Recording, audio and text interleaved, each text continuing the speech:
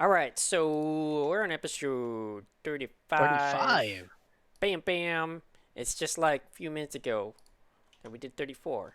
Uh, We but travel back in time. I mean, you guys are, listening, to this a week ago, but we had to travel back in time because, you know, mom, dad issues and stuff, and we almost didn't exist. So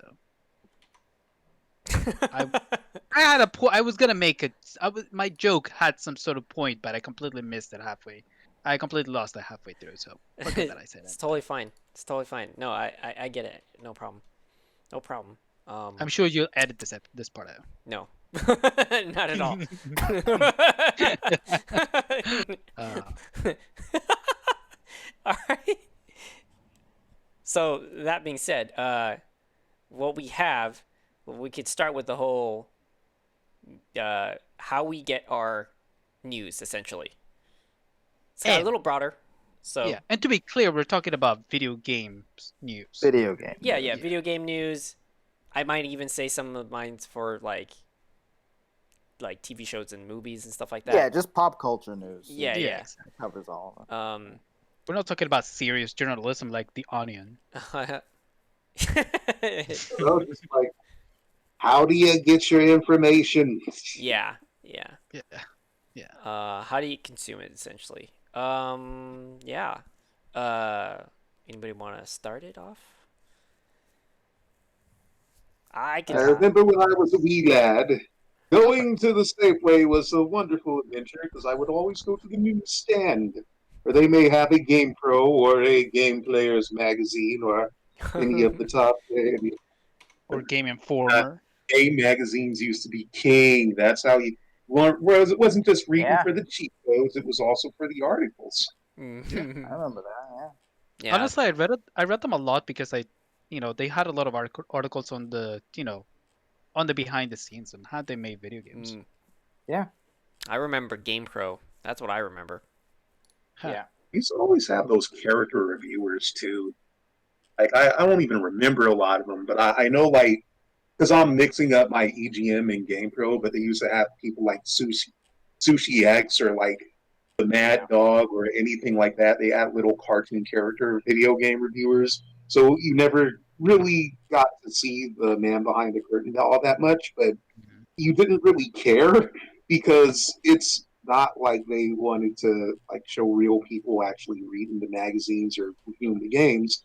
They often had like some kind of character just to go on, and that's how it was in the earlier days. See, there used to be this, things called magazines. Like it was like uh, web pages, but in paper that we pretended we were gonna buy, You had to but that flip we just pages, man. You had to flip yeah, pages, and you had to worry about paper cuts. yeah. It was My dangerous God. out there. Flipping pages is like swiping right, um, Yeah. but with less disillusionment. Gotta stop. Oh Um, man. You remember I remember back in the day when I get Game Pro magazine stuff like that, I would always go backwards. I would always really? read it from the back because that's where all the cheat codes and all the like I knew it. Oh, you're right. Yep. That's funny. D knows what I'm talking about. You got those little like, oh man, I could do this in this game. Like that kind of stuff. Yeah. Like even if it wasn't cheats, it's just like, could be like secret little Easter eggs and stuff like that. For you youngsters, cheats are, the microtransactions that allow you to play games, but we didn't have to pay for them. Yeah, you had to go through the trouble of pressing in the buttons to make it Yeah, look, happen. something really fast, like, that's where the, famous up, up, down, down Konami cheat code came from. When you wanted to unlock characters and skins, you had to press buttons to do it. Not buy some battle pass or something. Or season pass or whatever. You didn't have to buy EXP with your own hard-earned money. You could just put in little button commands to make the game easier. Oh man, This that was whole good. episode is just gonna turn into, well, back in my days. Back in my days, a bit. Back in my day, Nintendo Power used to commission this guy to draw Legend of Zelda art, and people thought that was the real Legend of Zelda art. But yeah. Although Katsuya Terada does draw some good Zelda shit, but you know. But yeah, I mean, when it comes to looking at information for games and stuff, it started off with the newsstand, but it ended up on the computer. And it used to be that the computer was just kind of a side thing because magazine sales were still going on. Online wasn't really taken that much seriously. Online's been prominent for like, I don't know, maybe since '94. It was pretty early when online took off. And I guess the real transition when online became the more prominent form was in the late '90s.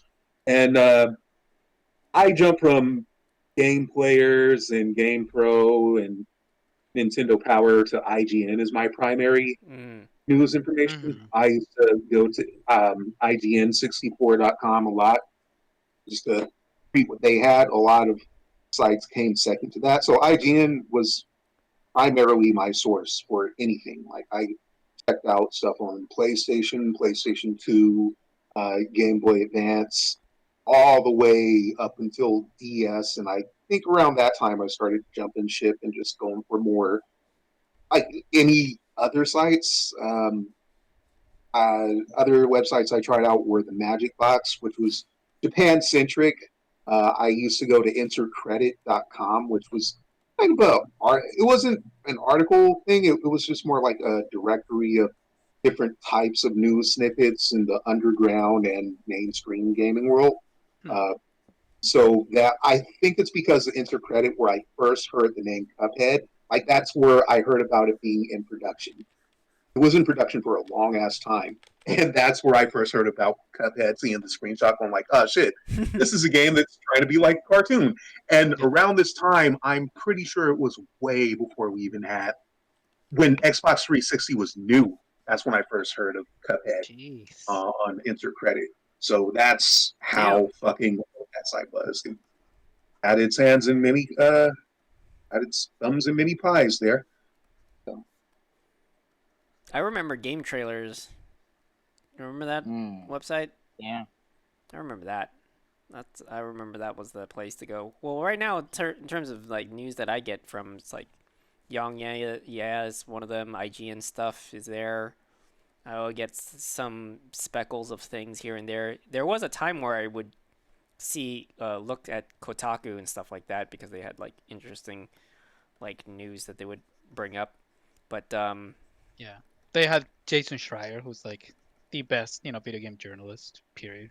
I mean, he's kind of gone off the deep end, honestly. But yeah, he was for a long time. He's one of the few actual game journalists. Yeah, I mean, he's still doing his pretty insight, pieces on like, the game industry and the, and the behind the scenes. Sure, he just gets a little caught up in, I think, I don't know, he gets a little caught up in the weeds sometimes. Little like he tends to split hairs sometimes more now than he did before. So his pieces come off a little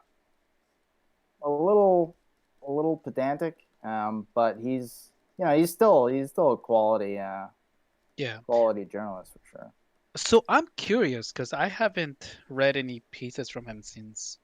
I think the last thing that I read from him was, the disaster that happened with Anthem and BioWare. Just how, this game that was hyped for so long was actually just, put together within the last 2 years of its existence, and that followed the same trajectory as Andromeda. So, what example are you exactly, thinking about?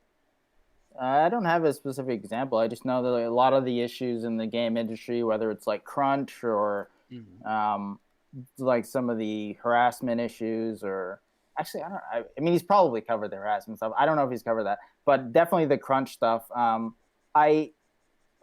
The crunch stuff is, I think that people, I'm not going to really get that into it, but like, I think people should be able to see their families and stuff and all of that. And I think that why not?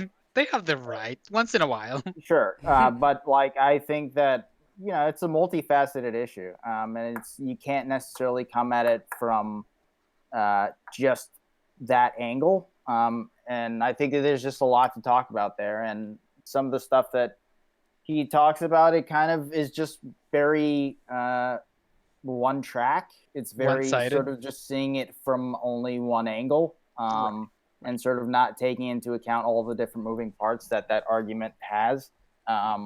So there's I haven't really read a lot of his articles as of late, but I've read a few of them, and I've heard a lot of on podcasts that I listen to, a lot of the stuff that he's talking about, and sort of how it's just like it's kind of, he's almost kind of lost the plot of some of his own arguments in some instances, but You don't say. yeah.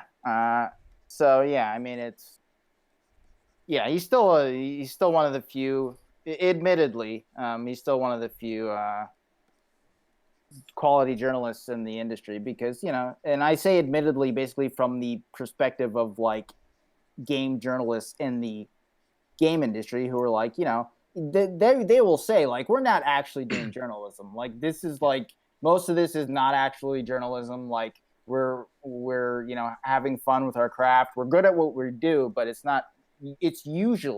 very rarely actually journalism. Yeah. But Like, he engages in a lot of authentic, like, investigative journalism. Yeah.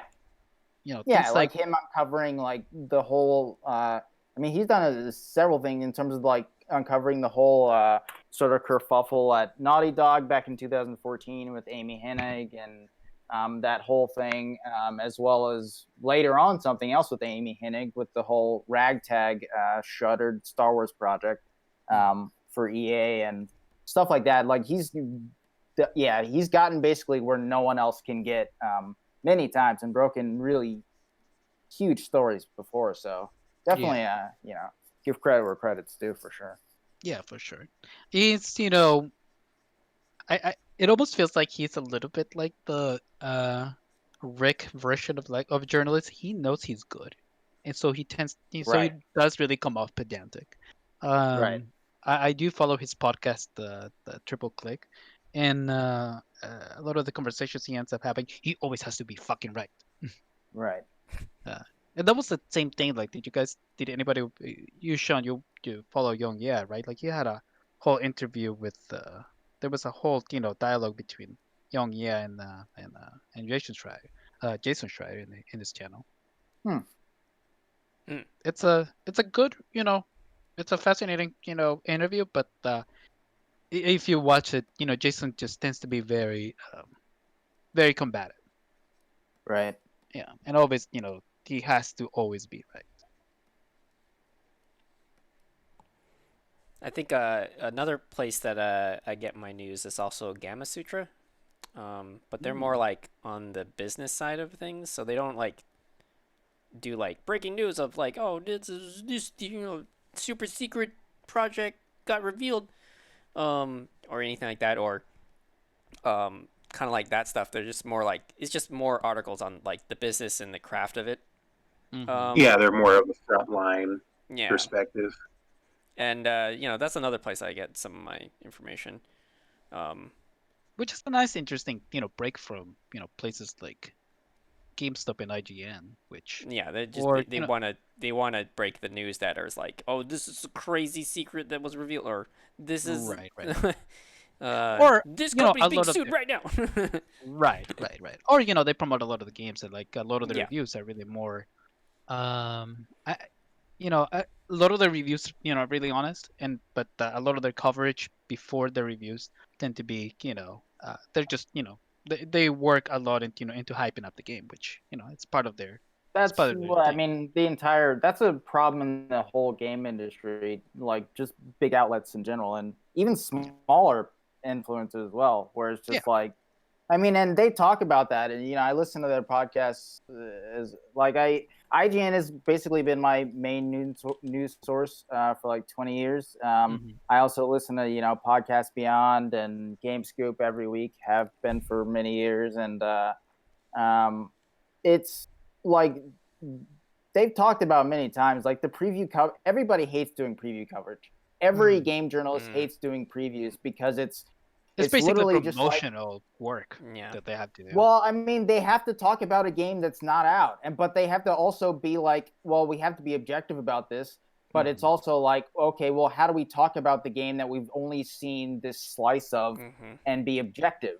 Like, it's just like, we know that they know about, obviously, I mean, bull shots aren't exactly around anymore, but instead of having, for anybody who's listening, bull shots basically used to be like screenshots in like magazines that were they looked really good, and they looked like, oh, here's a little like screenshot from this game, but anyone basically worth their salt would be like, that's not real, that's not a real screenshot, like that's not how it actually looks. Basically what we have now is the Watch Dogs E3 press conference where you see the game running and it looks really good, and there's a fog and there's all this stuff, and then you get the game 2 years later and it looks nothing like that, and people are like, well, what's going on? And basically, like, preview coverage is preview coverage is like, that's basically what it is, where it's just like, we know basically like, the situation we've also had to up to a certain point with Cyberpunk, and to an even worse extent, that feeds into what you were saying in terms of like the preview coverage and overhyping things, where it's like, that game was, I in my opinion, that's maybe the most overhyped game in fucking history. Just because of the amount of time they had to hype it up, because they showed that very, very, very early trailer back in 2012 of before the Witcher 3 came out. Yeah, exactly. They literally just started development on The Witcher 3. And they're like, hey, let's fucking show this game that we haven't even started production on, and we're barely in pre-production on. Like, let's show this off and get people, like, hyped up. And it's like, yeah, I mean, that backfired for many reasons. But, like, yeah, I mean, the hype train in the industry is just... It's really out of control. And unfortunately, again, like the crunch issue, there's so many different angles to this, because like, obviously most of it does have to do with the publishers and the marketing, but it also has to do with news outlets like IGN having to preview these things, but it also has to do with the consumer, unfortunately, as well, doing things like pre-ordering and having the feeling of FOMO and like, oh, I got to be in the conversation and all this stuff. And it's just like, unfortunately, all these things have to stop for anything to actually happen. And that's just unfortunately not going to happen. But yeah, I mean, in terms of my other news stuff, like, I mean, it's pretty much just that, because like I follow some streamers, and I listen to other podcasts and stuff, like Sacred Symbols and other things like that. And occasionally, like Colin Moriarty and Chris Ragon on Sacred Symbols, they'll bring in some news to my attention that I didn't really know. But usually, I'm just trying to get like their opinions on news stories that I already knew about. Same thing with like Jim Sterling and stuff. Like I like Jim Sterling. I followed him for a long time. But I usually know the news that he's talking about before, and I just want to see his side of the argument. So yeah. Yeah, it's usually good to hear multiple angles to it. Yeah. So I want to hear like whatever. It's a lot of my stuff is through YouTube, and then every so often I get some information from websites, but mostly YouTube. And that's really only useful for reviews, though, if you're trying to get an idea about how a game experience is and you're comparing people's experiences and standards. You're talking about news just for the sake of news. It really doesn't matter what face is put or what name is put on that article. All you really want is the bottom line. What game's coming out? Screenshots look like? How are the gameplay videos? It's like, I really don't care about any Matt Casamassinas or any of the Colin Moriartys of the world. I just want to know about my favorite game. Like, I can understand there are some principled reviewers out there, and I can understand there are some principled journalists out there. My horse is in the race for Brian Crescenti, because he was the only person from Kotaku I actually respected before trying to remember, Chris Collier joined, and like that's pretty much it because they just stick to writing the article. They don't get lost in any of the details. They don't try to write any articles about, oh my God, wouldn't it be so great if this character got into Smash Brothers? Which I see a lot of Kotaku writers do, where they treat it like their freaking MySpace or their blog or something like that. It's like, okay, that's fine, you're writing an article, but what does any of this have to do with the news or journalism? It's like, well, yeah, I mean, people have to know when to differentiate. Obviously, like the news is the most important thing. Like that's like it's all about the facts. But then, like, you have to know when to differentiate between the news and giving just the facts and having like op-ed pieces or history of pieces or opinion pieces. Which is, you know, fair because editorials are going to be on those sites. That's something even I have to accept. And it's not just a Kotaku thing. That happens on other websites too. Editorials just tend to range on how enjoyable they can be, but they're still valid pieces to write. I mean, it's just sometimes the industry too. It's like moving on to like they have to like put out a whole big volume every day in order for them to have clicks, or else they won't be able to do so because they had to put such a high volume. There's definitely dilution. The quality is diluted that they can actually put out. They have to put a lot of like and it attracts hits.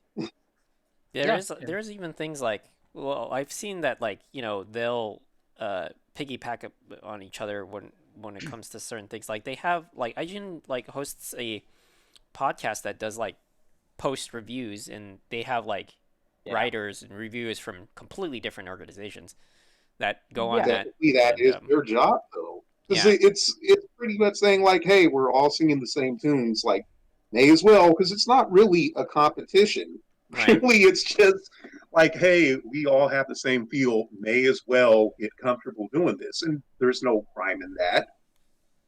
Yeah. Well, it's also a podcast, there's a lot of so like you want to have different opinions from as many different people as you can. So I think they're... No, they should all be in lockstep and smell each other's farts and say they don't stink. That's how it works. Yeah, I mean, there are some podcasts that unfortunately do that, and they're really boring to listen to. So. Podcast, well, yes, man, of course. Yeah, I mean that's another problem with the audience too. Like they can point at places like IGN and they say, hey, you guys said this thing in your review, but this other game had a different score. What's up with that? You guys are paid off, aren't you? Oh it's yeah, that shit. There's different. First of all, understand that there's different writers for different reviews. They'll have different sensibilities, and the other point is that. A review by its very nature is subjective. Like it's always going to be subjective. Exactly. Right. There's objective elements to video games, like how well it runs, what elements does it have, what genre does it, does it fall under, but your experience of it and your enjoyment, and you even just what you think of the aesthetics, it's always going to be subjective. People play different types of games and have like they lean towards games that they like, and they are averse to games that they don't like. There are reviews where there are sometimes where a game that you can like is going to get slammed by a reviewer simply because they don't like the game. That doesn't mean the game is bad. It just means that's their experience of what the game is to them. That isn't just a reviewer thing. That happens everywhere. Yeah. But that's also why it's important to actually read the fucking reviews, because a lot of people don't read them. They'll just scroll all the way down and to see the score, and they'll be like, "Oh, well, they gave it a 9, so that means it must be good." I'm not going to look at their opinion on what they thought was good about the game or bad about the game or what was broken or whatever, and then they'll come back after playing and be like, "That wasn't a 9. Fuck you!" And they'll go in the comment section and start roasting the fucking reviewers, and it's just like, maybe. Don't rely on Metacritic scores. Maybe don't rely on Rotten Tomatoes scores and actually look at the fucking review. Actually look at the opinion if you want the opinion. Either that or just fucking, why even read it? Why even fucking read it? Just go out and buy the shit. Like it drives me insane because so many people just harp on the fucking score and they don't even read the reviews at all. Yeah, and like, they just want an excuse to buy it. Basically. Over and play what the score is, going like, who can ever remember the infamous 8.5 out of 10? 8.5 out of 10. Twilight Princess is a 10 out of... No, it's not. Even if you love Zelda games, it is not a 10 out of 10 game. 8.5 is actually pretty fucking generous. Right. Like, it's not the worst Zelda game, but it certainly isn't a 10 out of 10 Zelda game. Yeah. Like, and some people just misread the scale anyway. Yeah. Like, 10 out of 10 doesn't mean it's a perfect game. 10 isn't bad either. Yeah. Like 10 out of 10 isn't a perfect game. It still has its flaws, but the reason why it's put as a 10 out of 10 is because objectively it's the best that they've gotten for that situation in terms of like this generation, or like it did something different, or it did something that no other game did. It's something that's like representative of something that no other game has like done. And this is maybe the same, even the first their that's favorite done. games get perfect scores. That's how it is. If they love the game, they're like, it has to be 10 out of 10 or your review is terrible. So there's no nuance or in between. Right. It's pretty wild. Yeah. You know, it's funny for Cyberpunk. GameSpot, the writer, gave it a 7, and before everybody was aware of like the like all the bugs and just in the state in which the game came out, everybody just like ganged up on this girl who like reviewed it. She was like, oh, you guys are just haters, you SJWs here and there. And then afterwards, after everything calmed down, they saw that like, yeah, the game definitely has a lot of problems. We're like, yeah, she was probably right. Yeah, no one goes back to apologize. I'm sure no one admitted that. Yeah. Yeah. No one.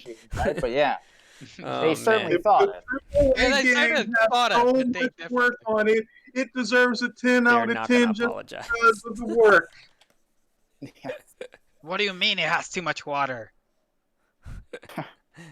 Oh man, that's so. I mean, that's a perfect example of that, though, right? Where it's just like they didn't read the review. They were literally just like they looked at the bullet points of that Pokemon review, and they're like, "Oh, well, too much water. What does that mean? It's a Pokemon game." It's like read the context. Yeah, exactly. Too many water types in the Pokedex. And speaking of reviews, I remember there was this game review group, or like this gamer group or something called Eric's Gaming, I think it's called. I don't know. Eric's Gaming. Yeah. I don't know what Illuminati website you're talking about. You and your reptilian race. Well, yeah, Illuminati. Eric's reviews sounds really elite. Sound like they do a lot of they do a lot of looter I'm sorry, games. But all Erics I know are fucking dicks. Actually, no. I'm sorry if there's an Eric in the audience. I'm kidding. They're this YouTube like group of gamers. They review and they talk about like news about loot games, like looter, like in general. So it goes looter shooters. It's not just specific looter shooters, but if loot is part of the system, then yeah, they're mainly RPG, I would say, but they do a lot of course, recently I would say it's more like looter shooters these days, but I remember watching one of their videos as they were all talking to each other, and they were like specifically trying to tell their audience, stop buying the games that we're previewing, wait till we do a review, and then we can discuss. And they specifically are like, look, we'll get comments that were like, man, you said this was great, or like, you said this was awesome, and you sounded like you were having fun, and like, you didn't listen. No, you know, right? It was so funny because they were saying like the game's not fully come out, because they're talking about Division, Destiny, what's that fucking shitty game on PS5? Division? Godfall. There you go, that one. So, okay, so basically all these looter games, right? And they're like got a history with a lot of loot games and a lot of those type of looter shooters. Borderlands, it just, the list goes on. And they play stuff like Diablo, like back in the day type of stuff, right? So they're into those, and a lot of people like hearing their takes on it, and on top of their news on like how they'll do things on like, oh, this build, if you get these type of items and stuff like that, you could build this, that type of thing. So they were talking about how like yeah, they were just specifically saying I'm completely burnt out. Like we're all burnt out from like these games that are coming out, these looter shooters or these loot games that come in half done, and it Yeah. it like it's great at the first moment, but then once you get the end game and they're like it's trash. It's like Yep. it's grindy as fuck, and it's not the fun kind of grind. Like there's fun grind, and then there's like grind after grind for the Just same busy work. yeah, the same stupid crap. And Yeah.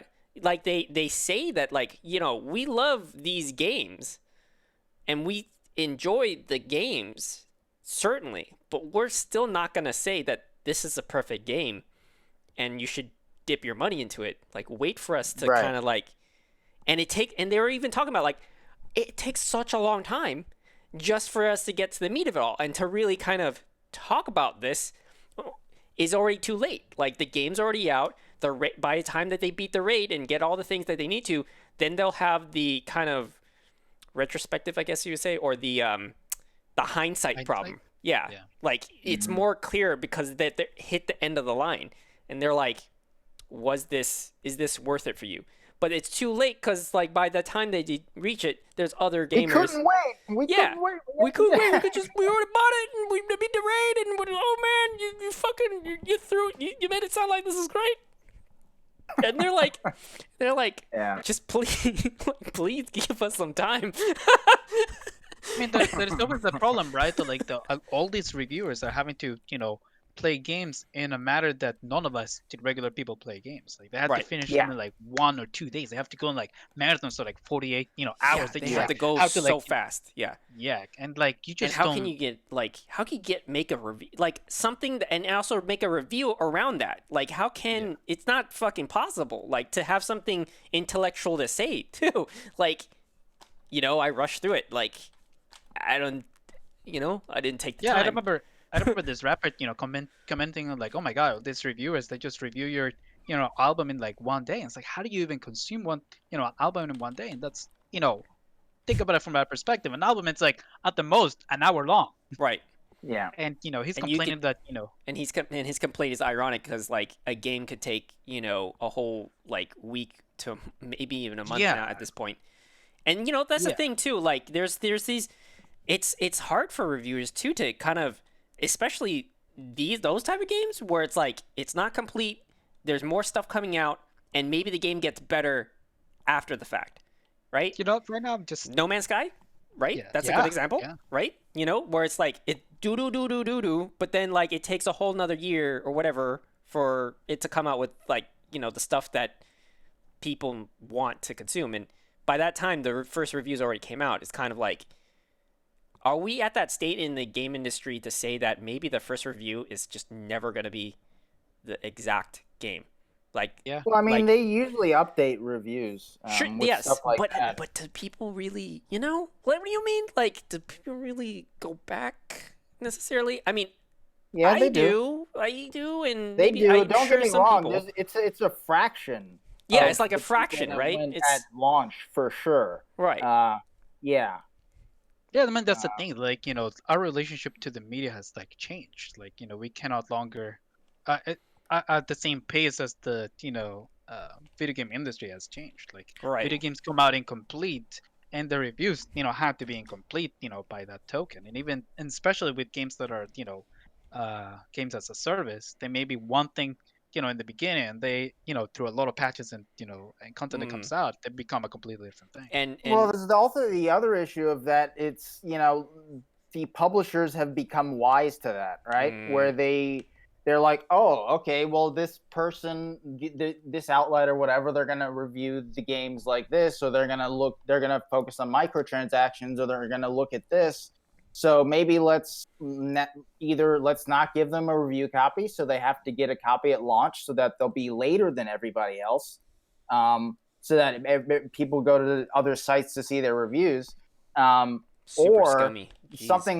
something like Crash Team Racing, where they came out with the game. There were no microtransactions at all at launch, so the reviewers were able to review it, say, it's a great game. There's no microtransactions. There's nothing. and then 2 weeks later they put in the microtransactions That because they knew that they would be reviewed and that people would be like, oh, I read the review. It said there was no pay to win stuff. There's no microtransactions. And then they put it in afterwards so that they could have their cake and eat it too. And it just like, and it's what a dick move. I'm so glad God. that we're not monetized because I can say what a dick move. Yeah. Don't worry, we're well past the first 15 minutes. That's a good point. I'm joking about that, but yeah, I don't want to. Please keep listening. But hey, somebody mentioned streamers. So here's the thing, like I sometimes now at this point like let games just it comes out I wait a month and I'm like watching a streamer play and I'm like and I imagine myself, okay, is this fun? Like Sure. it's just because sometimes you can't really tell anymore. It's just so hard.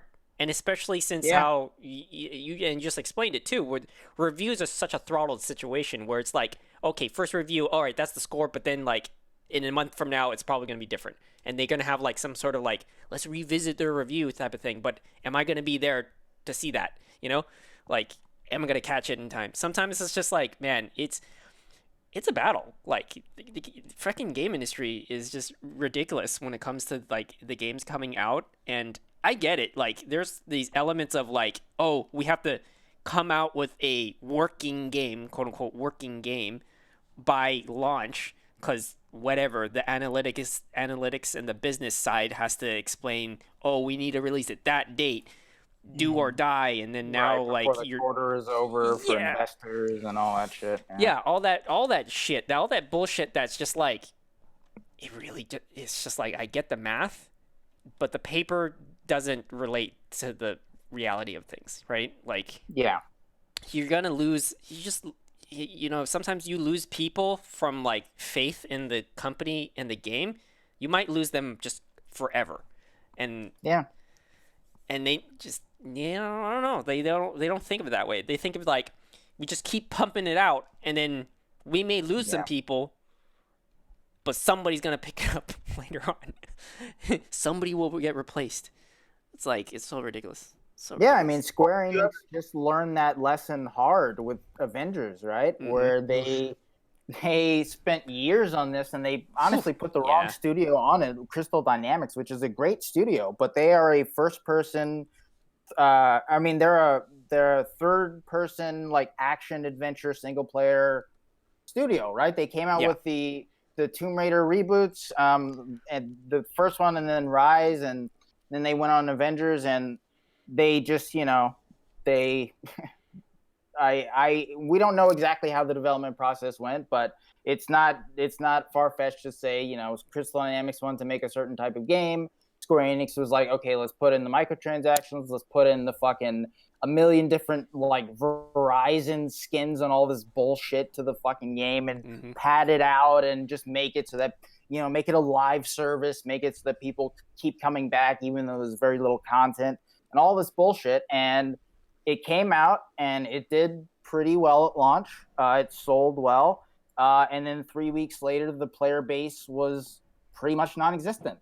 And Square Enix ended up losing something like $70 million, and it actually fucked their entire fiscal year, even though at the beginning they had a huge boon with Final Fantasy VII Remake, and it was like one of the best-selling games of the year. And it did really well, and that's basically just became null and void because Avengers just crashed and burned. Yeah, and it's their fault. Like it's completely their fault. Yeah, and you would hope that they would learn from that mistake, but they probably won't. They won't. Yeah. They definitely won't. They're gonna blame the studio and think that it's because they already invested. Have. Yeah, they already see. That's the thing. Like I could have sworn I mentioned this like several podcasts ago, that I feel like they're going to learn the wrong lesson here, that they think that the single player aspects of it is what tanked their game. Right. I mean, this is what we were dealing with just a few years ago, where it's like, oh, single player stuff is dead. And then you come up with stuff like Red Dead Redemption 2 and God of War, and they're like, oh, maybe it's not. And it's like, it was never, single player games were never dead. Yeah. You're just not doing them right. Yeah. Like Mhm. you're fucking them. You are fucking them up. It's Yeah. not the developers Not even necessarily. buying them Sometimes it flowers. is. Sometimes it's Yeah. a BioWare situation. I mean, it's very situational, but it's never like it's very rarely the people who are actually in the trenches that it's like it's their fault. It's usually it's more often than not the money men who are coming in and saying, okay, how do we literally bleed this as much as we Right. can? Just milk it for everything it's worth until people just fucking hate it, but they keep playing it and they're so addicted to Yeah. it. You know, it's just They're, like they're just going by the mathematics of like how much was gained, because like the whole Fortnite boom and then like Destiny boom, when those things happen, like they just think money, you know, like okay, the well, and turn even was like then, they're- I mean, yeah, the I mean, publishers even are then, their thinking of the real expectations- clients. Like the real clients is not us. The real clients is their, shareholders. So they're thinking, Yeah, I mean, how but can I even please my then, like shareholders? their expectations exactly. are insane. I mean, Exactly. if you've ever watched Jim Sterling, he goes into the numbers of it, and it's so ridiculous. Something like Battlefield 5, I think it was considered a commercial failure to EA, right? I think it sold like 7 million units, which any game would fucking kill for. But the reason why they called it a commercial failure because the goal they had was 8 million. right. Not Yeah. 7 million, 8. And because they couldn't get all of the money, they could only get most of the money. They were like, yeah. this is a failure. We want all the money in the world. If we don't get that, this is a fucking failure. And it's just like, that's insane. Yeah, I think That, that and Yeah. because of that, all these developers didn't get their bonuses and all this stuff. There's like there's that classic story of like what I think it was Fallout New Vegas, right? Where it's like Obsidian, like they had their, I think it was like, but ZeniMax, who was the parent company of Bethesda, they were like, okay, you'll get your bonuses if the Metacritic score is like above 75 or something. And like the Metacritic, which is first of all ridiculous to do with people's lives, but like I think it ended up being like based on somebody 74. else's opinion. Oh, Yeah, come it was on, like really? 74, and so none of those people got their bonuses, and it's Jeez. just like, wow, it's incredible. Or there's the people Incredible. who are even worse. I remember for the last Black Ops game by Activision, that game was their best sold Call of Duty game to date. Yeah, And Activision still laid off 800 yeah, people I remember that. because they were gonna take in all the money that they saved on on paying on paying those people so that they could boost up the revenue. Yeah. It's Yeah. so So Yeah, I scummy. believe underhanded. something similar happened around that same time with EA, and so maybe it was, I don't remember when, maybe it was Battlefield 2 or something, but it was like they laid off like a game did really well. They laid off like hundreds of people regardless, and then I think Bobby Kotick, the CEO, got like a $25 million raise just because he gave himself some money. It was just like, okay, like incredible, like it's amazing what we're dealing with. Like this industry Bobby is, needs that ivory back scratcher. yeah, this industry is, it sucks too, because like I don't want the government to come in and regulate the game industry. I mean, that's why they have the ESRB, but it's such a joke. Like it's like the game industry is just it's painting itself into such a fucking hole that it's just like, if you don't correct this, and I mean correct it fucking hard, like a hard course correct, a hard left turn very soon, especially with like all this bend it loot over the boxes kitchen stuff. sink and just go at it. Like after all this loot boxes shit and all this stuff coming out in court and all this, and you're like still not changing, like the government is going to come in and this is going to become a much more serious situation for everyone. Serious and problem. guess who's going to be fucked over more than anyone? The consumer, as always. And so it's just I mean, yeah, not just the consumer, also people that working on the games and their livelihood is dependent on like these jobs that are just gonna get sucked away, because eventually there's gonna be another point where, and I mean even that right now they still do it, is like, why should I pay this person to do the same amount of work for cheaper, outsourcing it again? And because then now if I outsource it, I don't have to worry about the government getting in the way of like my quote unquote productivity. Right. And it's just like, it's so bad. It's just, and like even now, like it's still bad. Like it's just, but it's get even worse with the fact that they're taking advantage of, the addictive quality of what gambling does. So, yeah, it's I mean, yeah, and again, crazy. not to mention the problem of crunch, right? Like, Yep. video game industry is always that type of industry that really takes advantage of the passion of these artists. Hmm. They always exploit and tell them it's like, hey, I mean, you're gonna be here, you're gonna have to work 100 hours a week, for months and months on end. And they'll It's like, and they'll if you don't want it, they'll do it I'm just because they fine. really enjoy like what they're Yeah, doing and creating We'll pay something. you in experience, not dollars. That's just as I know. good. Yeah, and there's that It's It's too. just like exposure. It's valuable somehow. And then there's the difficulty too. Even when the people they are legitimately passionate about staying longer, and they'll do it to themselves, and you just can't. Sometimes people blur the lines. Whereas, like, are you doing that because you want to be there, or you feel like that you need to be Yeah. there because there's a kind of an air of oh, you should probably stay because you're gonna hurt everybody else in the team if you don't stay. Like Right. there's that, right? And it's just like there's I can't tell like how many times like just where you have to like there's no person to just say stop. Like I understand that you like being here and you want to make this project work well, but you gotta walk away because you need to get the rest. And if you don't, like, they gotta stop at the people that are that passionate. Sometimes, like I feel like that's the I mean, better just think approach of because yeah, then think if of you Masahiro Sakurai, for example, the director of Smash Bros. Ultimate. He got so sick he was at work with a fucking IV. that's fucking insane, dude. Right? Yeah, I mean, like, Like, okay, I understand that passion is like, damn, that's respectable, but at the same time, you're setting a bad precedence for everybody else following you. Now they feel bad, mm, right? Like now yeah. they feel bad, like Yeah. I'm going home to my family, but I'm leaving How my dare I go yeah, how home dare to my exactly. family and leave everybody and like fuck everybody else Right. over? And it's just At some point, like the person that's at the lead also needs to say, maybe I shouldn't do this or say this Yeah. in the way that I'm doing it so that no one's following my poor example. Because Right. even though I know I can handle it, doesn't mean that they should be the ones doing it, It's kind of like, I don't know, like, it's such a hard thing to describe because I think we can even say just leadership in general. And I think that's been the ongoing thing about the past couple weeks where we're talking about leadership in teams, right? Leadership where like Yeah. they have to be very careful on how they say things, when they say it, and what they do because everybody under them just follows in suit because they're leading by example.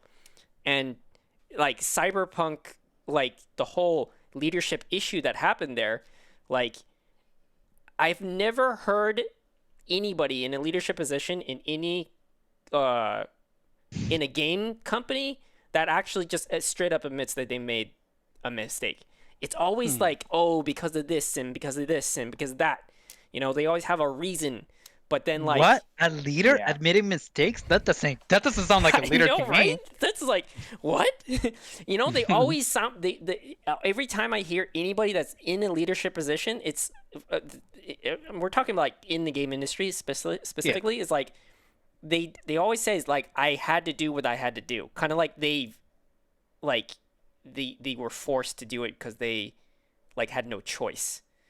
But Yeah, but that's not like being a project director is one of the craziest jobs because you have to be like not just one small team's boss. You have to oversee pretty much everybody else's job. So I think a huge part of that is just being stuck in a position where you can technically take a break, but that break would mean jeopardizing the production, or it seems like it would, because you'll be overlooking a lot of people who could be sending stuff to you to approve of. right. And those hours that you spend at home are also hours you spend working because you're just checking in on everybody else. And yeah, I mean, it's not just the game industry. There's jobs where people have that position where they are looking over other people's job in the wake of like 3 a.m. in the morning, checking on some projects here and there. It's like, wow, when do you sleep? It's just the They're first thing in like, my what's mind. that? Yeah, it's like what sleep? What are you talking about? What does it feel What's like? life? Like you take a vacation and you still work. Right. Yeah. That's how some people are. Where it's like technically they're taking their hours off, but they're still doing everybody else's jobs. Like, is that a vacation or are you just do you really just can't leave work? Yeah, and I sympathize to the degree that maybe that they do hold themselves accountable. Like, if I don't do this extra work, everybody else suffers. Okay, I get it. I get that you have that weight over your shoulders, but at the same time, you staying or working 20% harder than you're already at 100%. Like, you're already using 100% of your body, your mind, and everything, and then now you're doing 10, 20% more just to hit the goal. But then here's the thing, people That must don't. be some crazy burnout. Yeah, it's crazy burnout, and I think it's just any job too that will happen. I think one thing that is not a question that people ask is like, what's the benefit of that extra 20%? Are you getting a B? Are you getting an A plus? Are you getting like S rank? Mega bestest.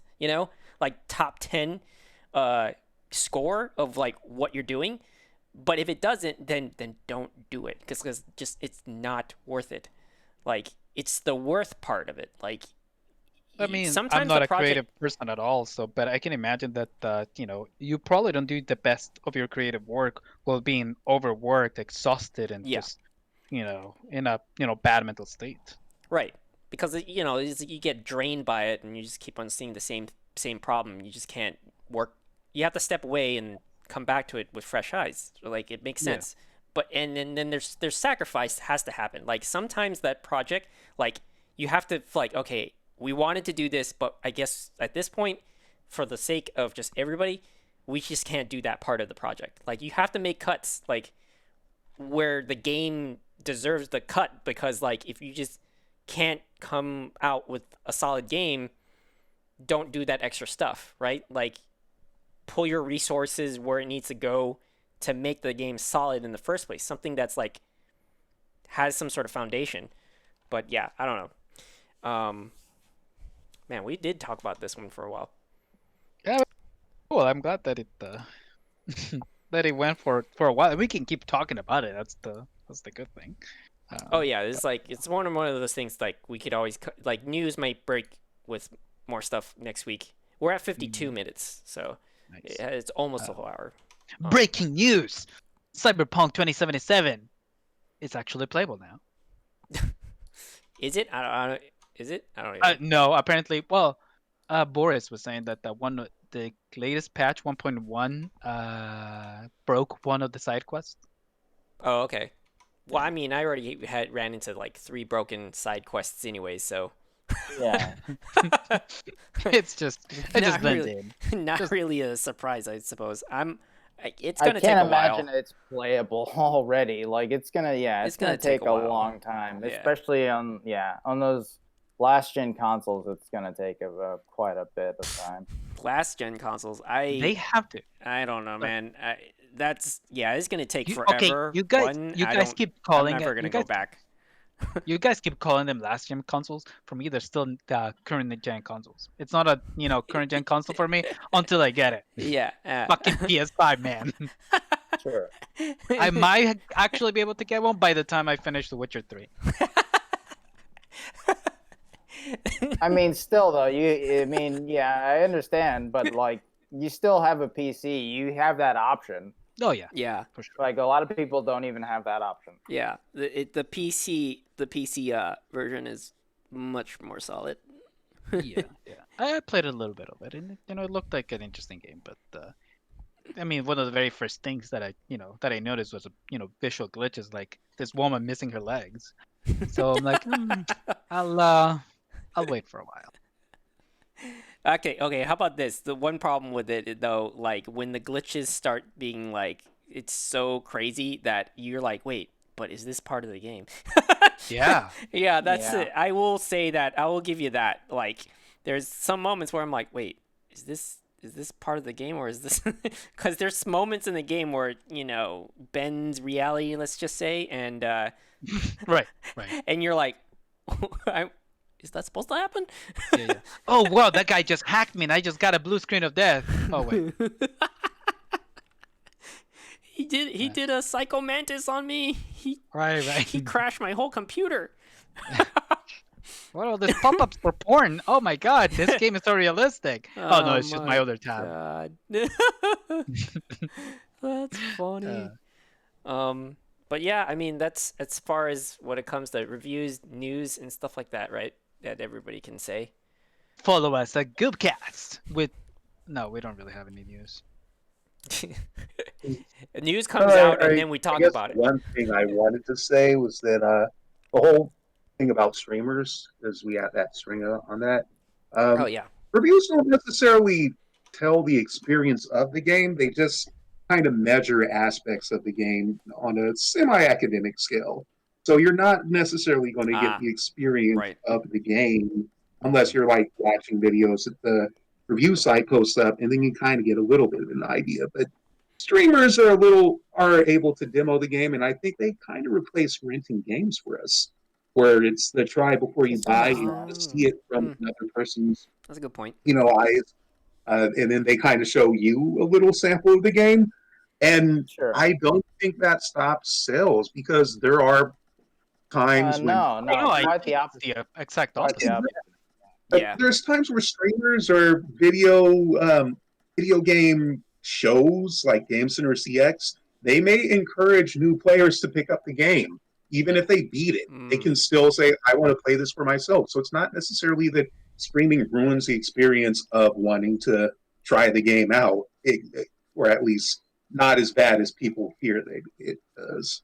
Yeah, I right. mean, it really comes down to the fundamental difference between something like, if you were watching a streamer watch, a movie versus, playing a video game. Like there's, a Sure. very big point of like the video game that you're missing, which is playing the actual game. Yeah, you're making the choices, not them.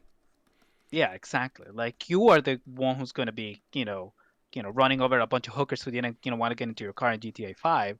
And the plot, it has very little to do with a lot of, with a lot of games. Right. But yeah, that's all I wanted to say on that. Yeah, yeah. It's I definitely just, a fair point. yeah. I like how the media has moved from from paper to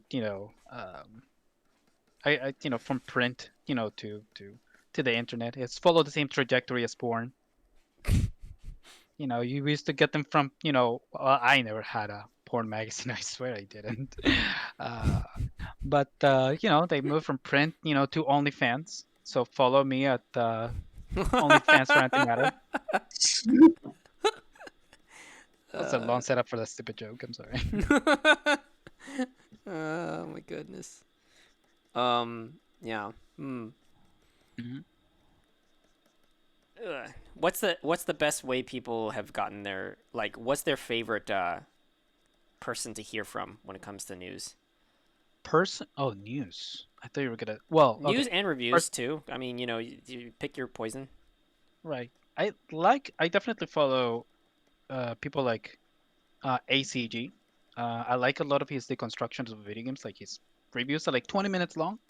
And it doesn't have a lot of sponsored bull crap. That's actually something he says in every review. But I like the fact that he Yeah, actually. just verbal bullshit, right? Yeah, yeah. I can't fucking stand that guy, honestly. His Something reviews are so fucking long, and like he just makes like a fucking joke every 10 seconds instead of like getting to the heart of the matter. It like drives me fucking insane. something Especially because he's not even that funny. yeah. Something I really like about him is that he actually tackles sound in video games. You don't hear a lot of people actually talking about the That's audio true, yeah. components. Yeah. And yeah, he definitely tries to make a joke and talks really fast, like all the time. Yeah, he's a machine gun. Yeah, exactly. But in terms of what he likes, it just happens to be about the same things as my sensibilities. So Right. I think that that's one of those things that if you're gonna listen to a reviewer, find somebody who appeals to your sensibilities. Um, and even then, some people are just not going to. Um, some people are just not going to to mesh with it. There's still going to be reviews and opinions that you're just not going to agree with. Like Jim Sterling, you know, thought that Breath of the Wild was just a ride. Give it a 7. I'm like, oh, I love that game. I had a great time, and I'm sure that that's pretty much the experience for a lot of people as well. I like the guys from Digital Foundry too. I like their you know dissection of like the technology and in how games run in there, um, and all the different systems and consoles. Mm. Yeah. Yeah.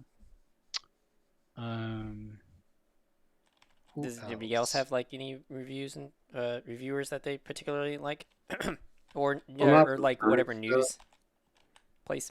not for current stuff or like news, but I think a very interesting set of information comes from Kim Justice on YouTube. She covers a lot of microcomputer, but also arcade stuff. So if you want that little bit of a history lesson, uh, she's just one of the venues people can try out other than the game historian if they want to get their fill about what gaming was like in yesteryear. And they get to hear a lot of interesting stories about developers from the other side of the pond. So you can hear stuff about US Gold or Ocean or uh, I yeah, well, all those types of other developers. So I think that if you want to watch something that feels like documentaries, I highly recommend Kim Justice. Hmm. But other than that, like I just consume the information. I really don't care about the person behind the curtain otherwise, um, most of the time. I mean, not necessarily the person, but more like you just like their style of what they talk about, or how they say it, or I Well, don't know. if I'm talking about like, how the person packages their information, I find the Kim Justice is charming as a person and an information venue. Mm-mm-mm-mm. So if Okay. people want to see where we came to a part of history of another part of history that wasn't strictly Atari, which you can also see because she does cover the history of Atari from the microcomputer side of things, but also kind of touches on the arcade side of things. But it it's one of those things where it's like, hey, this feels like I'm watching a documentary on the BBC or something, but it's about computer games and stuff. And if you don't even care to watch it and want to use it as noise fodder, it's great noise fodder. So I just highly recommend Kim Justice. You can find her channel on YouTube. Very good watch. I've burnt a lot of hours with that as background noise or just watching it on a very sick day. So it's got me through some stuff. Mm. Mm-mm-mm. All right. Um. All right. Anyone else? Anything else? Well, I Shout guess out we'll just to end it. Girlfriend Reviews. Yeah, that is pretty entertaining. The best reviews I ever watch is Donkey. I was just gonna mention the number one trusted name in Yeah, all news. yeah, you gotta Read. give it to him. I don't watch Donkey, but I know about Donkey's appearance on Scott the Law, so I do like me some Scott. Um, mm, I also failed to mention Scott Laws, but You yes, know what? very entertaining guy. Donkey's sarcasm is Yeah. specifically funny. I love it. He loves this Super Mario Brothers 2. He recently had a video of just him trash talking Super Mario Brothers 2, and it was like 14 seconds long. That's Yeah, it. yeah, And he made it to number 14 on trending. that's funny. Yeah. But yeah, I mean, yeah, I mean, for me, like, I I don't really have a favorite, to be honest. In terms of reviewers, like, I don't know. PewDiePie, huh? That'd be funny if that was the case. No, it's just I You're don't all know. about that Jake Paul. It's really hard to pinpoint for me. But I mean, if I were to just go by feeling right now, I mean, probably Young Yaz, but like I don't actually watch like the whole thing or whatever. Like I get snippets and stuff like that. I watch some of it and then I agree with some of the things he'll say. But generally speaking, honestly, I've watched a lot of different reviews and I'd like to hear like crazy like versions of it too. Like where some people what was it? What's his name? The angry gamer. What is? Angry Joe. Yeah, Yeah. like he does not like when. I don't agree with him a lot of the time. I don't particularly like his style, but Yeah. he does have some good insights. But he will say some things that are interesting, and then I'm like, okay, I didn't think of it that way, but you got a point there. But yeah, for the most I mean, part, no. he's a good example of somebody who's opinionated, but at the same time, he does give the games a fair chance.